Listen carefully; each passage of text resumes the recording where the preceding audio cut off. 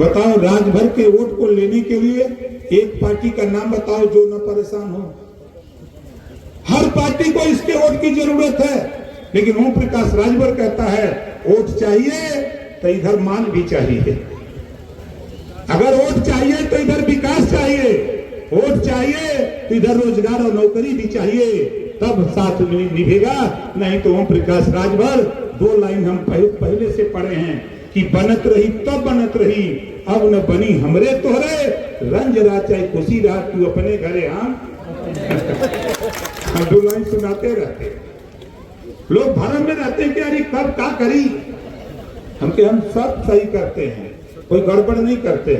हम समय जो कहता है वही हिसाब से काम करते हैं। तो हम पुनः साथियों, आज क्या कार्यक्रम था? आज यहाँ महाराजा सुहेल देव राजभर जी के मूर्ति का अनावरण का कार्यक्रम था, उसी में हम लोग सब लोग आए हुए हैं। आजकल आपके यहाँ 69,000 शिक्षक भर्ती धरना दे रहे हैं और आप उनको आश्वासन दे रहे हैं। देखिए, जो हाई कोर्ट का फैसला आया है, सरकार फैसले के साथ है, काम हो रहा है। उस संबंध में मुख्यमंत्री जी से भी हमारी 3 दिन पहले बातचीत हुई है। जब कल बच्चे गए थे जो अभिभावक ये अभ्यर्थी हैं, तो उन लोगों के जब उन्होंने डिमांड रखी कि हमारी मुलाकात मुख्यमंत्री से करा दीजिए, हमने कहा कि अभी हम अकेले बात करके आते हैं। तो चीफ सेक्रेटरी महोदय ने कहा कि मैं तो दिल्ली जा रहा हूं और अवस्थी जी उनके साथ, आप उनसे बात कर लें। तो मैंने अवस्थी जी से बात की, तो उस समय माननीय मुख्यमंत्री जी गोरखपुर में थे, उनका कार्यक्रम था।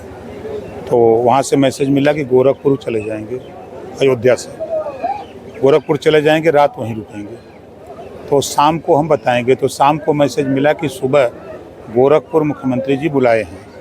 तो फिर इन बच्चों को मैंने मैसेज दे दिया कि जो लोग 5 लोगों की टीम है, वो 5 लोग गोरखपुर पहुँच के हमको फ़ोन करिए, हम आपसे मुलाकात करा देंगे।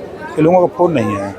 आरक्षण और जातिगत जो जनगणना है एक बड़ा मुद्दा बनता जा रहा है, इसके लिए क्या विकल्प सोचा आपने? देखिए, जब 1986 में आज जिस आरक्षण की चर्चा हो रही है, माननीय कांसीराम जी के नेतृत्व में मंडल कमीशन लागू करो वरना कुर्सी खाली करो, 15 दिन जिले में धरना चला था। याद होगा आप लोगों को, उस समय हम लोग कलेक्ट्रेट पर धरना दे रहे थे और गांव से 1-1 किलो गेहूँ 1-1 रुपया मांग करके मंडल कमीशन को लागू कराने के लिए संघर्ष किए। उसी संघर्ष की देन है कि आज जो बच्चे हाई कोर्ट ने जो आदेश दिया है, उस आदेश का पालन करने के लिए। तो शिक्षक भर्ती वाले जो अभ्यर्थी जो छूट गए हैं, उनके लिए कुछ कहना चाहेंगे? छूट नहीं गए हैं, कोर्ट ने कहा है कि नए सिरे से आरक्षण जो नियमावली है, उस नियमावली का पालन करते हुए इनकी भर्ती कर लिया जाए। ये कोर्ट का आदेश है, उस पर सरकार काम कर रही है। हाँ, प्रगति है। जैसे कल चीफ सेक्रेटरी ने कहा कि ज़्यादा से ज़्यादा 2 हफ्ते में हम नियुक्ति पत्र देना शुरू करेंगे।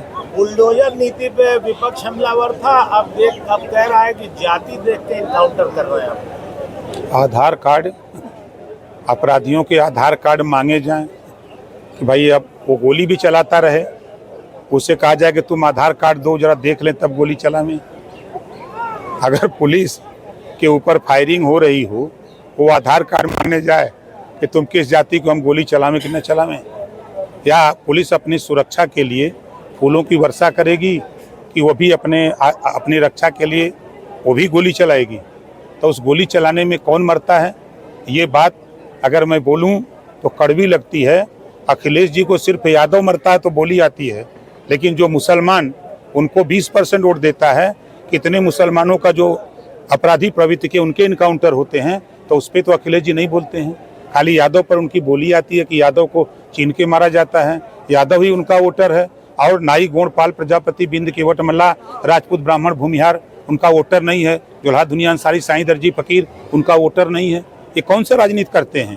आप उनके 4-5 बयान देखिए काउंटर के, चाहे वो कन्नौज का मामला हो, कन्नौज के मामले पर भी उन्होंने यादव की बात की। आप अभी उस दिन जो सुल्तानपुर के प्रकरण पर उन्होंने यादव की बात की। तो खाली यादव क्यों मारा जाए? मंगेश यादव का जो एनकाउंटर हुआ, उसमें जो लूट का एक जो ज्वेलरी की दुकान पर जो लूटा गया, उसका लाइव वीडियो CCTV भी आया। उसके बाद भी कोई लूट की घटना पे नहीं कह रहा है, लेकिन जातिगत इनकाउंटर पे बात हो रही है, पुलिस पे सवाल उठाया जा रहा है। देखिए, अपने वोट को सजोने की बात हो रही है कि यादव हमारे साथ डटा रहे। मुसलमान तो गुमराह होकर के बीजेपी के खिलाफ हमको वोट देगा, मुसलमान मरे कटे उसका हिस्सा लूटा जाए, लेकिन हमसे मतलब नहीं है, ये समाजवादी पार्टी कह रही है। ये जो बयान उनके आ रहे हैं वो बयान कह रहे हैं, नहीं तो तमाम अपराधी मुस्लिम कम्युनिटी में भी जो लोग थे उनका भी इनकाउंटर हुआ है। सभी जातियों का हो रहा है। जो अपराध की दुनिया में चले गए हैं, तो ये खाली अपनी जाति की बात क्यों करते हैं? एक अपराधी का एनकाउंटर होता है और एक विपक्षी दल के जो राष्ट्रीय स्तर के नेता है वो एक जाति विशेष को लेकर बात करते हैं, इसको किस तरह से देखते हैं? वो अपने वोट की सुरक्षा की कि हमारा वोट हमारे साथ डटा रहे। उनको भय सता रहा है कि मध्य प्रदेश में कहीं मोहन जी मुख्यमंत्री बन गए तो वहाँ से हाथ धोना पड़ा, तो फिर कहीं बिहार में उधर हाथ धोना पड़ा, वहाँ हाथ पर जम रहा है, कहीं यहाँ अगर मुसलमान साथ छोड़ फिर हम किस तरफ के होंगे?